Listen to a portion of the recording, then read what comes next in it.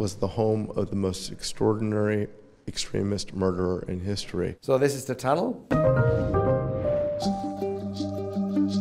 Op steenworp afstand van vernietigingskamp Auschwitz staat hier het huis van kampcommandant Rudolf Höss.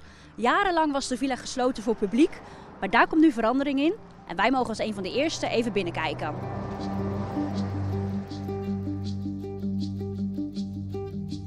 We will turn this house into the global center of the fight against anti-Semitism, extremism, and radicalization. Look, I don't know you, but I know we have many things in common as human beings.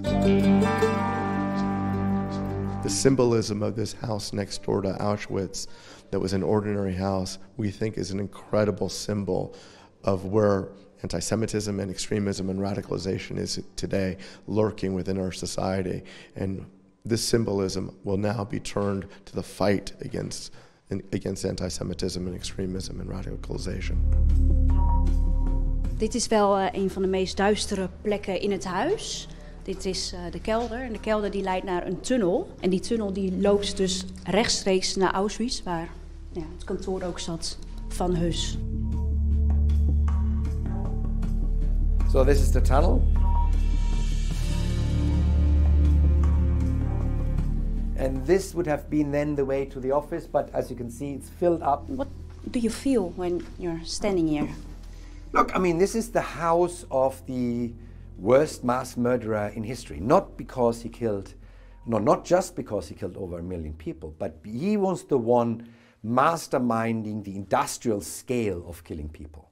So killing without passion, killing on a schedule, that idea generated in here. Right? How do I kill the maximum amount of people in the minimum amount of time with the minimum amount of resources?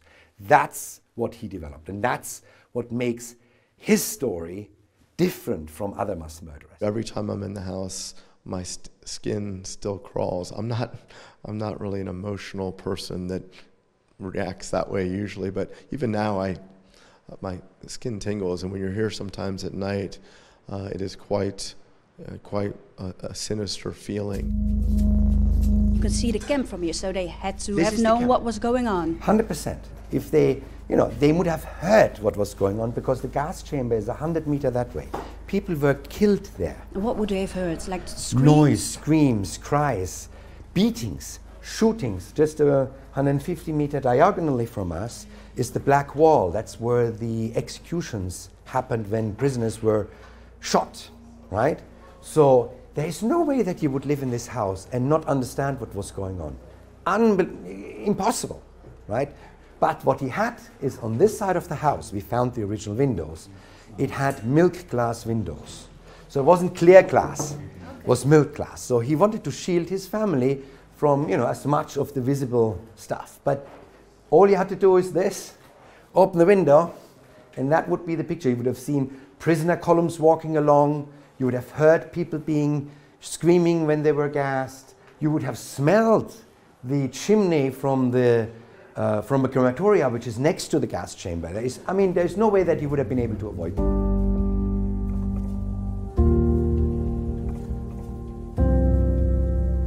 De villa van de beruchte kampbeheerder en zijn familie was 2 jaar terug ook inspiratie voor de Oscar-winnende film The Zone of Interest.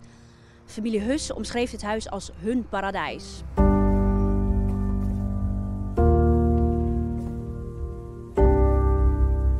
When we cleaned out the house, we for the first time went into the attic after 80 years, and we found this plugging a hole in the roof. This is a prisoner trouser from Auschwitz. You can still see the red triangle very clearly, which means this was a political prisoner.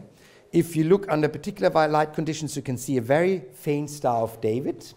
Right? So a yellow Star of David with a red triangle means it was a Jewish political prisoner. And that trousers was simply used to plug up a hole in the roof. So for him, this was just a piece of cloth. While this is the last remnants of a human being that he killed. Felt we had to open this house that was an ordinary house, but was the home of the most extraordinary extremist murderer in history. And for this house to always be out of the reach of those that walked the steps to the gas chambers and crematoria, it was very important to now open it, to be open to humanity.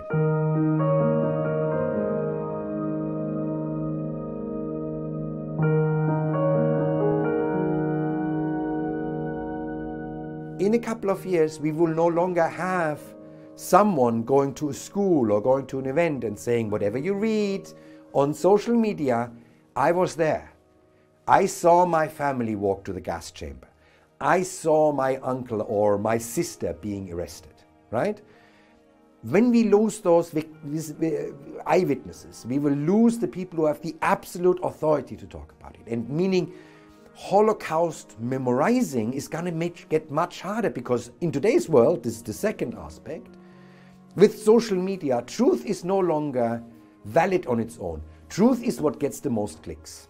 That combination, losing the authority of individuals that have been there and can bear witness with their own eyes, plus a social media environment that is incredibly conducive to extremist, hateful, divisive, terrorist ideology and anti-Semitic ideas, that's a very dangerous combination. That means we have to make sure that the never again is done far more proactively, far more involving the population than it has been in the past.